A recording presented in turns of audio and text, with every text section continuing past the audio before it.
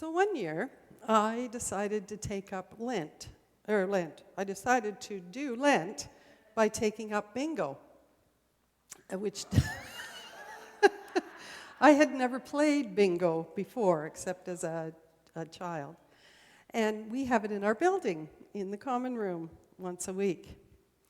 So I thought it would be just a time of laughter and fun and, where we would just have camaraderie. What I learned is you're not supposed to talk during bingo, which wasn't helpful for me. You're not supposed to wiggle around, which is, if you've ever seen me sit anywhere, I'm dropping chips and whatever all. And what I found it was so much more than just playing bingo. It was a little community of our building. And I would hear these voices whispering in between the time when we were supposed to be quiet, saying, "Did you hear Fred had a fall? And he's in hospital. And, oh yes, so-and-so went to visit him.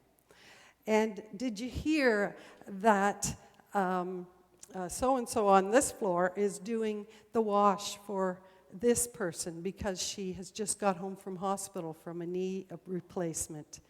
And did you hear that so-and-so passed? Yes, we're getting up a car ride to go to the funeral." And when I heard those words, I felt right at home, because I knew that even though this wasn't a church, this was a tiny little bingo hall, God was with us. And Spirit was speaking to us all and sharing in the joys and the sorrows of life. It was nourishing my soul in a time when I so needed it. I had just retired from work. I didn't know who I was or whose I was. And I was afraid, and I was running uncertain, and I was on a bit of a wilderness journey. There are relationships that nourish us with love and belonging, like the angels gave nourishment to Jesus on that day long ago. I used to think when I was young and heard this story, it was all about the devil, and I would see Jesus in his absolutely pristine robe, and he would be standing there with his staff on a rock like this, white and shining, and then the devil would be creeping up to the rock, and Jesus would just go like this and push him away. But I don't think it was anything like that. I think Jesus was scared of the way ahead. I think he was afraid of what he was about to unleash in his community, because he was going against some of the most powerful leaders in the country, and he would be one voice. And I think when he strode out of that wilderness, after the doubts and the fears and the despair that he was going through, I think that he needed a community, like a group of bingo folk. I think he needed people just to come alongside, laugh with him, cry with him, go through some of the most difficult times with him. And I think when he was in the wilderness, those 40 days, struggling even with the weight of what he was seeing in his society and how it was breaking apart and oppressed under the regime that was there, I think that he perhaps saw, as he walked through the countryside, in the distance, the leper colony, who were hiding in the caves out there in the countryside. And as he approached them, they would shy away.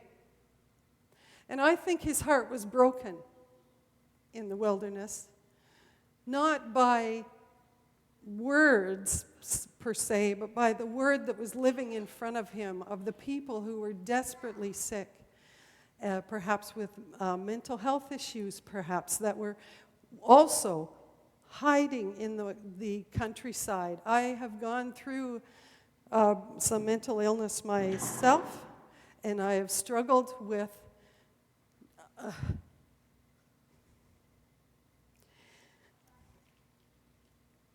and I had times when I couldn't speak, when I stuttered, because I felt that everyone was looking at me. I felt that was doing everything wrong.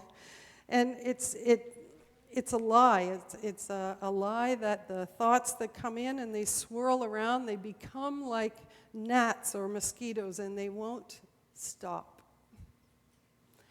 And I think Jesus struggled with some of this, and he met people along the way as he moved through those villages, or in behind the villages and towns, and wrestled with who he was and what he was going to do. He had left his stepdad's carpenter shop. He was going into the world as being called to tell others about God's love, to tell others that they belong, that they were loved and deeply cared for. And sometimes we just don't know the way, how to take a step ahead. God met him in the wilderness. God nourished his soul. Took time, perhaps as he walked, others would come alongside and meet with him, and just perhaps encouraged him in his wilderness journey. We don't often know what people are going through behind the masks. And I can tell you that I have had countless times when I've been having a day. And I won't say anything. I grew up in a faith community where you just, the joy of the Lord is always on your face, and you never speak of the hurt or the despair that you are going through.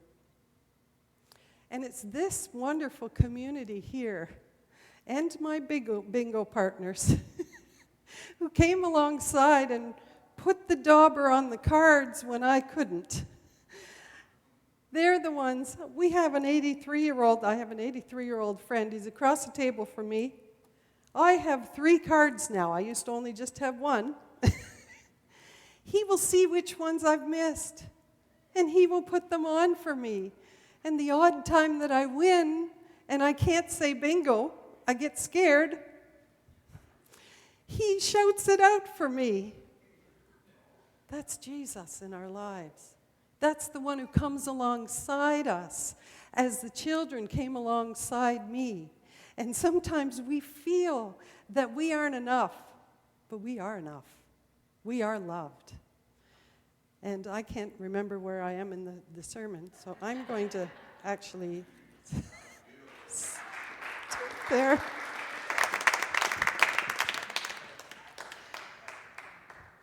It's so great. It's almost like there's 2 congregations here, I'm in 2 places at one time, just like Jesus. I'm teasing. I'm just teasing. Anyways, all over this world, the Spirit is moving. God's thread of love has no borders and no faces but our own. And so as we go out there and love on people, and even though we're going through stuff, we can go, and because it's cold in our country, I love it, we can hug just a little bit tighter. Isn't that fun? So maybe you'll join bingo someday and learn all kinds of stuff. God bless you all.